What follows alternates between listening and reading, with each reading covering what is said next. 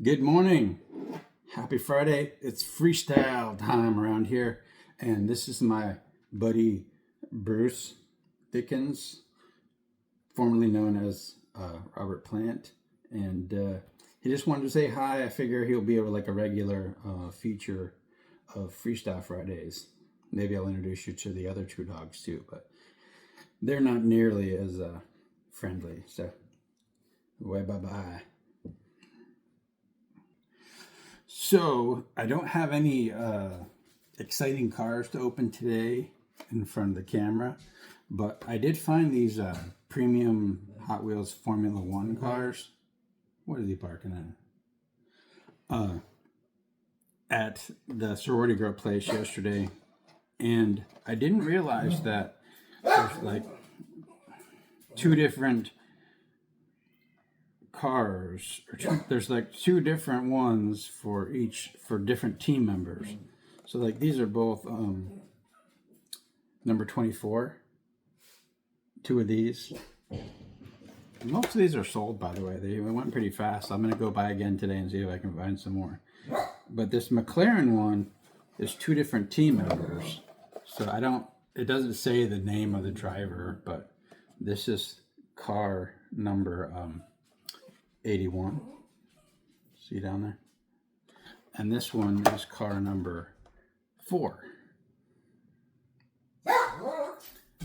And there's a driver associated with each one, but it doesn't really say on the package anywhere.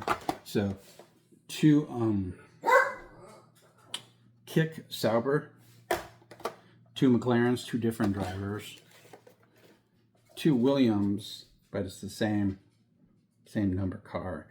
I would have bought more. Like I only bought 8, which I thought was like a full case: 2 green, 2 orange, 2 black, and 2 blue. But I didn't realize that there were different drivers, so I would have bought more if I'd known that. And here's the Oracle Red Bull 1, and this is car number 11. So I bought 8 strictly for resale because I'm reseller scum. I'm a scalper. But now that I know there's different drivers, I might hit there again today or on the same time and see if I can duplicate that luck. It's Freestyle Friday, so there's a feedback portion, and that's where we're about to enter the feedback portion. So if you don't like talking, I apologize for the lack of cars today, but it's dry out there. So here's the questions I got. And they're easy to remember, so I didn't print them out. One is why don't I talk politics on this channel, and what do I think about the death of Charlie Kirk? There's no way I'm touching that. The main reason I don't talk politics is because that's really not what this channel is about. I mean, I have opinions like everybody does, but this channel is about diecast, and I try to keep it at least mostly about that, even if I interject some sarcasm here and there. So that's the main reason. And I'm not touching a Charlie Kirk topic with a 10-foot pole. The only thing I am going to say about the whole politics thing is I get pigeonholed as a lefty. I'm on the left, obviously, because of the things I let slip by. I hate Democrats just as much as Republicans. All politicians are corrupt. The world is run by money, banks, financial institutions, and corporations. They're all out to get you. They're all evil as fuck. So if you want to classify me as something, call me like a social anarchist, I guess, because I don't believe any of it. I'm a skeptic through and through. And we're living in a very special time right now, but even when Obama and Biden were in office, I had plenty of complaints, believe me, because this country is a scam. So that's all I'm going to say about politics. If you disagree with that, if you're like rah, like I love people, American people. I hate people, actually, but America is a pretty cool concept. So I would call myself a patriot if it came down to it, like a do or die situation. I would choose the side of America. I would choose the side of my neighbors. So I consider myself a patriot, but this whole left-right thing, the blue red. It's a scam. It's just a trick on people to keep us under control, to divide us. And if you really want to be a rebel, in my opinion, if you really want to like be socially obedient, love thy neighbor and just get along. That's the last thing that our controllers and the powers that be want. So that was way heavier than I really like to get on this channel. So the other question was, you wore a Guitar Center t-shirt the other day, which it was sent to me by Joe Zero, by the way. It's not even something I acquired myself. What is your connection to music, and who are your favorite bands? That is a very, very broad topic, which let me summarize. I did have musical aspirations. I moved here to Athens, Georgia from New York State after high school to play music. I played bass at the time, and the style that I was really into was like funk. And when bands like Primus and Faith No More came along, it blew up my head. I was just like, I love metal and hard rock, and I also love funk bass. So the whole like heavy rock bands with like prominent bass really thrilled me.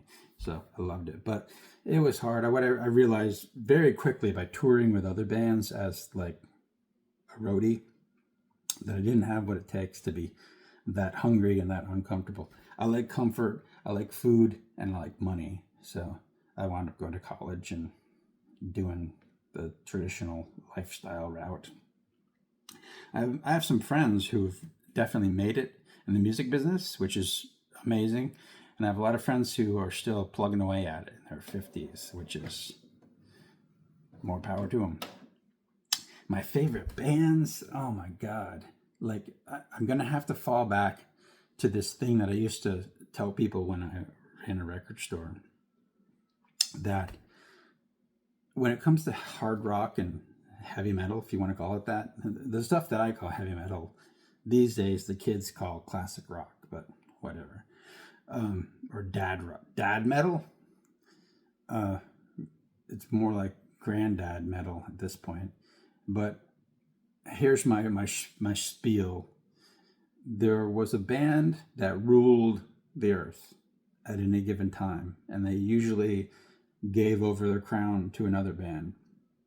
So you have to give credit to the Beatles. I know it's very fashionable to talk shit about the Beatles, especially John Lennon, but without them, they really cracked things open in the 60s. And even if you don't like their music, you have to credit them with inspiring thousands, hundreds of thousands of other people to play music and to realize that this was art and not just like rock and roll. But then came Led Zeppelin. So I always say that Led Zeppelin ruled the world until they gave the crown to Black Sabbath. Black Sabbath ruled the world until they gave the crown to Rush. Rush gave it to Iron Maiden. Iron Maiden gave it to Metallica for a short period of time. Then Metallica gave it to Voivod. In my opinion, that's kind of esoteric, but they basically were the most incredible hard rock band in the world for a period of time. There was always alternative going on. Like I really liked the Melvins and Soundgarden, and the whole grunge thing was like right up my alley. But we're talking like metal. After Voivod, it obviously the crown was turned over to Pantera. And I feel like Pantera ruled the 90s. Like, can you really think of a metal band in the 90s? Except for maybe some of the new metal bands like Slipknot or System of a Down that even came close to what Pantera were doing? I don't think so. And then when we hit 2000, like, it just, I don't know, the internet came along and genres got split into a million genres. So bands I liked from the 21st century, besides like grunge bands, were like, I really liked the White Stripes. I was pretty impressed by Jack White's guitar playing when that came along. But these days, like bands that I consider metal, I like doom metal, like High on Fire and Mastodon a lot. Weed Eater, and then some more like progressive doom metal bands like Elder or All Them Witches. So there you go. There are some names of bands, and you can comment all you want. But I am not working today, so I'm going to head out and try to get some more of these Formula One cars and just see what I can find. My when I have a day off, besides getting groceries and going out for lunch, my favorite thing to do is look for diecast cars. And even though I come up empty-handed most of the time, it's still really fun. So that's the key. Keep it fun, right? I'm trying to have fun, trying to keep it fun, and you should too. Don't take this shit too seriously. They're toys, all right? Talk to you tomorrow.